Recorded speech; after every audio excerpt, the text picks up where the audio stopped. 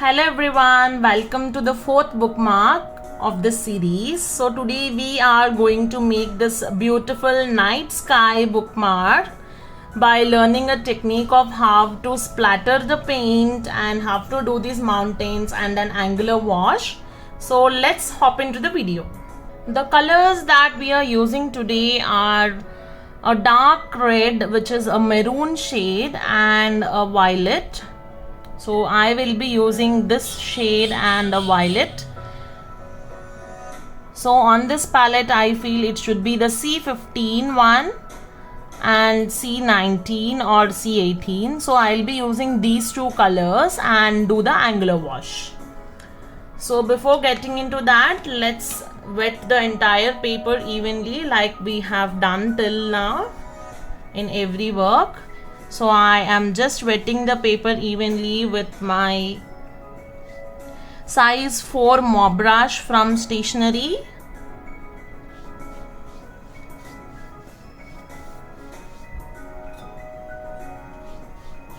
I am making sure that it is evenly spread.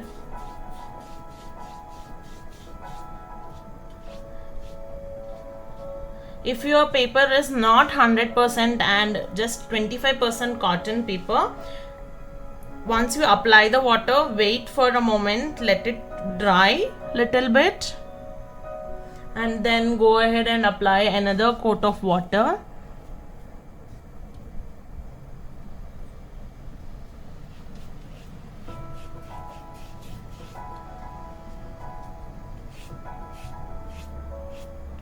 I think there is a little bit of excess water and hence I have run the dry brush one. So in this work we will be doing the angular wash. So in this angle on the top there will be red color and from bottom there will be a violet shade. So I am washing my brush, taking the darker red color. It looks like a maroon color. You can go ahead with any two colors of your choice, and like always I say, on the corner we will put it dark, more concentration, and then just spread it all along. So make sure that you are covering in an angular way. It need not to be perfect, but make sure you are covering it in an angular way. I am taking little more and putting at the edge. There we go. I am washing my brush and making sure that there is no excess color on my brush, and now taking this beautiful dark violet or purple color, whatever you prefer to call it. I call this as violet only. So I have got nice violet color, and then this I am taking and applying on the bottom more concentration, and then going with a lighter wash. So I have to take even more.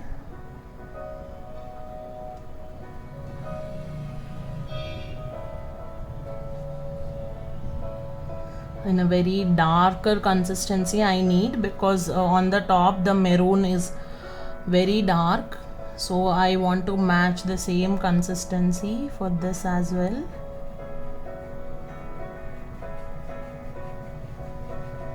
You will get some maroon or coffee color in between, that is all right.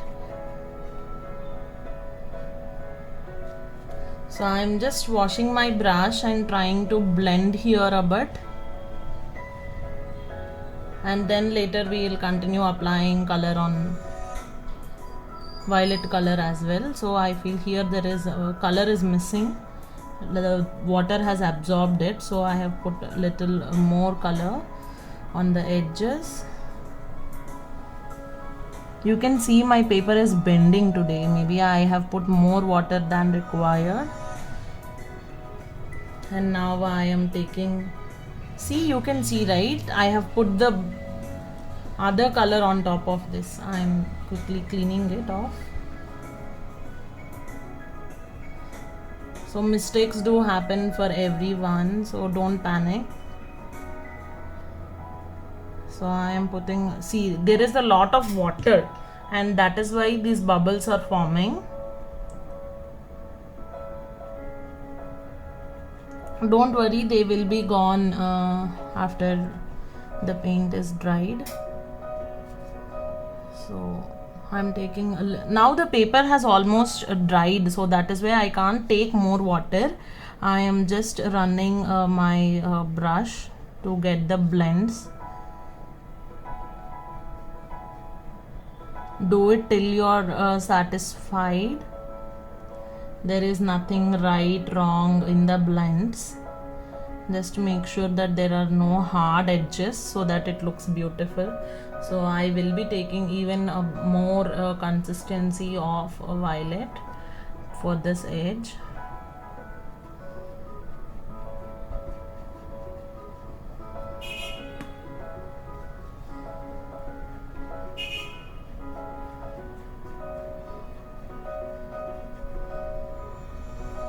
And I will take a little bit of red color because I feel here there is a dominance of violet than the red.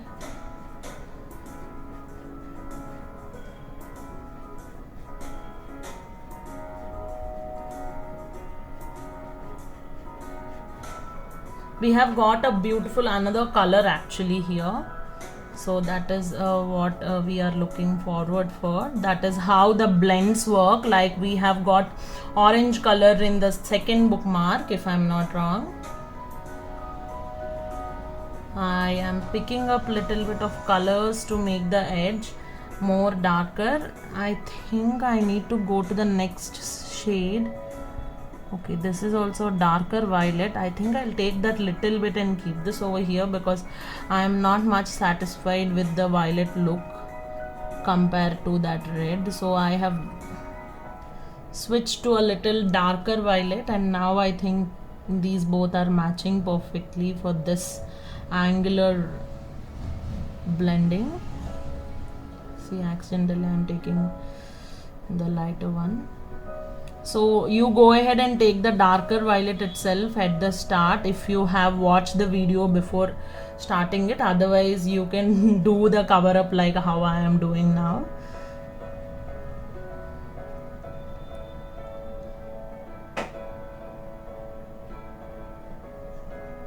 So there we go. I am not touching this anymore. I'll say this, but yeah, I have put a little bit color on the other corner because I feel it is very dull. With very light hand I am making the blend.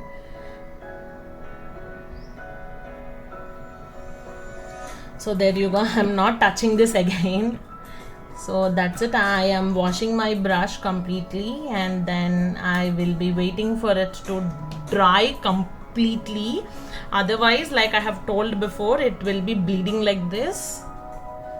So I'll wait for this to dry completely. And today we are not going to use acrylic markers.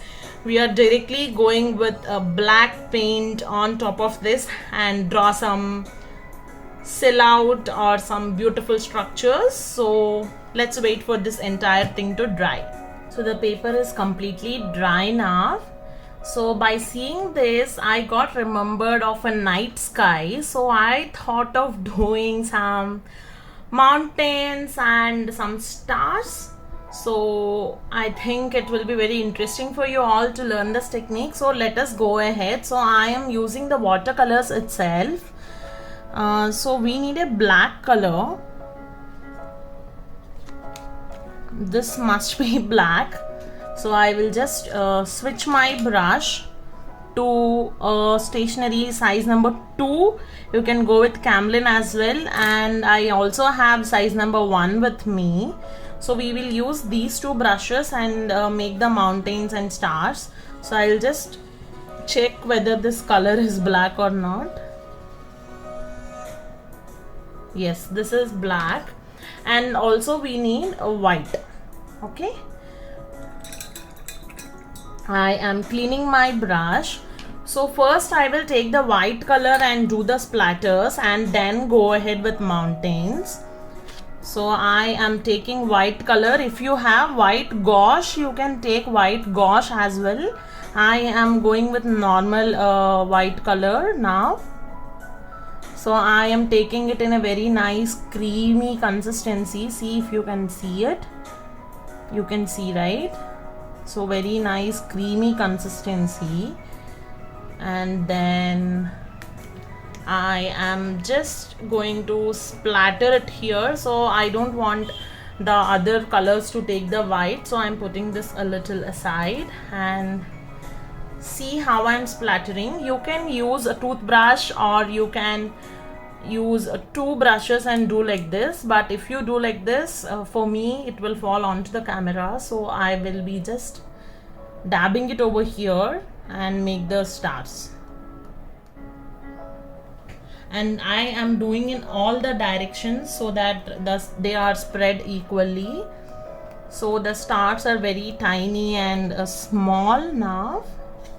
So what I will do is I will take little bit more water. How much more water you take, you will get bigger stars. So I have took a little bit more water and continuing by sprinkling it. And if you put closer also, you will get bigger stars. So I have a mix of smaller and bigger stars here. I think this is looking so beautiful.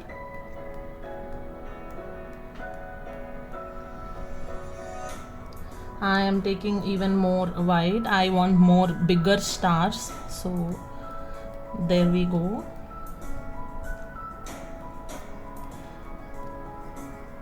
So when you're doing stars by the sprinkling method, you can see, right, it will be spreading all over, but no issues. You can clean it later, so don't worry much. So you can just go ahead and clean everything. Once your painting is done, it will be gone. Now I will be taking the same brush, or if you want to switch to another brush, you can switch. So I am taking the same brush by cleaning it. And now I am taking black color and a nice consistency again, and we will be drawing the mountains.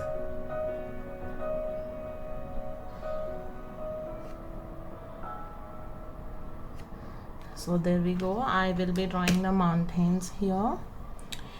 So just a outline we will draw and then fill it up. So since there are no stars here, I will start with a peak like this, and then with some curvy lines. You can make it straight as well. So there is a valley over there, and then I am just making it a wavy and again down, and there it ends.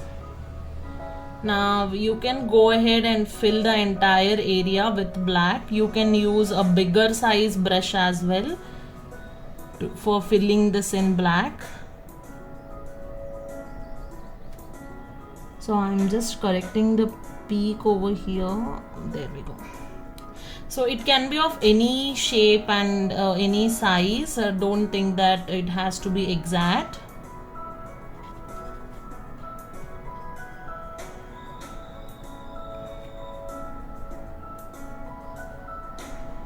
If you are working with watercolor tubes, it might have been much easier for you. Since these are cakes, you just have to, I'm again correcting the shape over here. So just go ahead with your instincts. So if you're using tubes, you need not take so much water, again wetting it and everything, because the paint will already be in some wet consistency if it is tubes.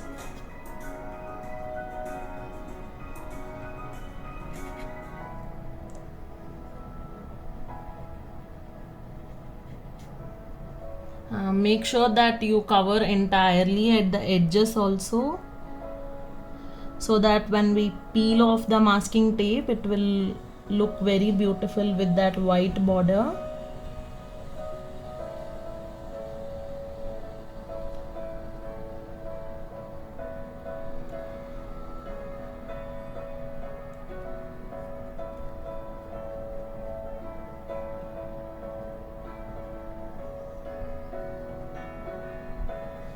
So there we go. I have filled up the entire thing with this. Now I am washing my brush, and we just have to wait for a minute or two to get this dried to give a texture on this. So what we will be doing is we will be taking a white color and then giving some texture on these mountains. So once it dries, it will be good to have that white on it and make it visible. And this is called a dry brush technique. For that we have to make sure the brush is wet. So I have some black color at the edges. I am pressing the brush at this point and making sure that black is completely out. So here there is a very small tip for you all. Whenever you are drying a brush, you make sure that it is completely dried and do like this to retain the shape. See, then your brushes will stay longer and will retain its original shape. I have few brushes which has lost their shape because I forgot to do this step. If you can see, it has lost its shape a bit, but when you wet it, it has to come to its original shape. But this is not coming. You can see 2-3 hairs falling over here, so that should not happen. So make sure you do this step and ensure that your brushes last longer. So before getting into the dry brush technique, I thought of adding a little moon over here because it is very dark and it I am tempting to add a moon. So I am taking the white and then adding a moon somewhere over here you can add. So I thought of adding it here. Just a half moon like we have done in our first bookmark. And I am not using gouache, I am using white paint only. So you can see how beautifully it is looking. I am correcting my circle shape a bit.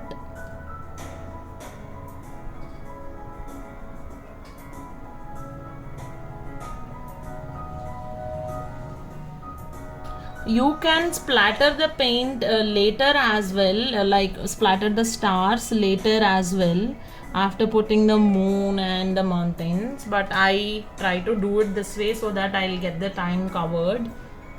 So there we go, that moon looks so beautiful and it added the beauty to it. I think it is still a minute required for this to dry. Meanwhile, like I have said before also, it is very important to learn the wet on wet technique to get this beautiful blending and transition from one shade to other shade. If you're doing dry on wet, that means like how we have done these mountains, we will get this harsh edges. Since these are mountains, we need such edges. We have done this on dry on wet. Sorry, wet on dry. So the paint is wet and the surface is dry. So I will try to cover the technique session as well soon after completing this month's series. And whenever you are splattering stars, make sure that you splatter more in the darker area because that is what enhances the beauty of it. You can add some shooting stars, sparkling stars as well, which will be covered in some of the future sessions.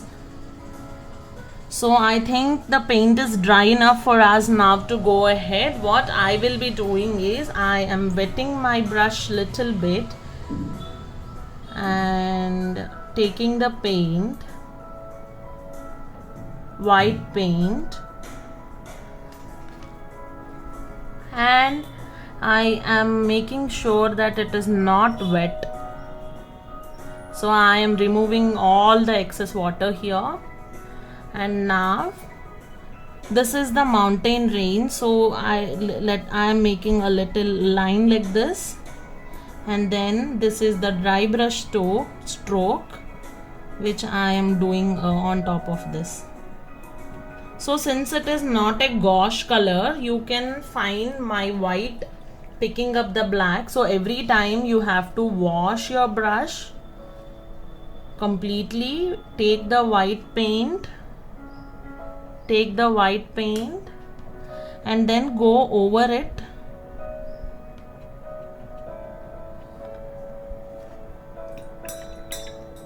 And then again I am washing my brush, taking the paint.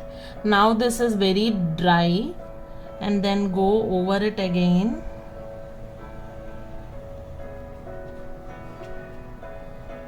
So just go randomly. See, there is a lot of black color picked up. So that is why you have to wash your brush. You have to do this multiple times if you are not using white gouache. White gouache will make it look more vibrant, and you need not go multiple times. And since this is not snow, we are just trying for some texture. Even if it is grayish, that is okay. So don't worry too much about the look you are getting. Just we want the dry brush stroke so that it gives the depth, and the undulations on the mountain are captured. And this happens only on cold pressed paper mostly, but you can go ahead and do it on hot pressed also. Just give me a moment. So here and there I am putting the normal brush strokes. That is alright. You can go ahead with a mix and match. I have picked a lot of black color. So now again I am cleaning my brush and taking the white.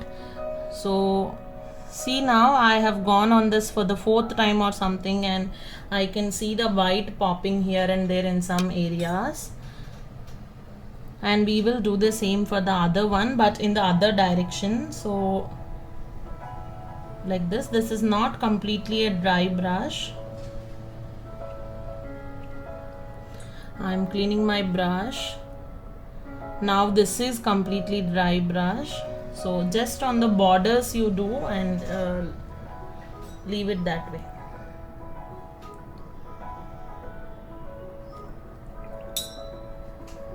You can put more white. You just go by your instincts. Don't worry for the perfection and all. See, I am putting a lot of white paint at the border. Not a dry brush stroke, just a normal one, and then making some grayish areas, not white exactly. So that's it. We are done with our mountains also.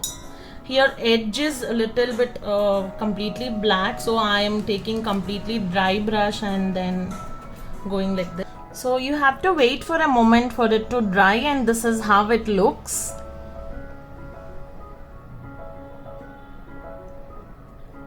Hope you all will do this along with me and learn how to do these beautiful mountains and all these techniques. And let us all meet in yet another beautiful bookmark tomorrow.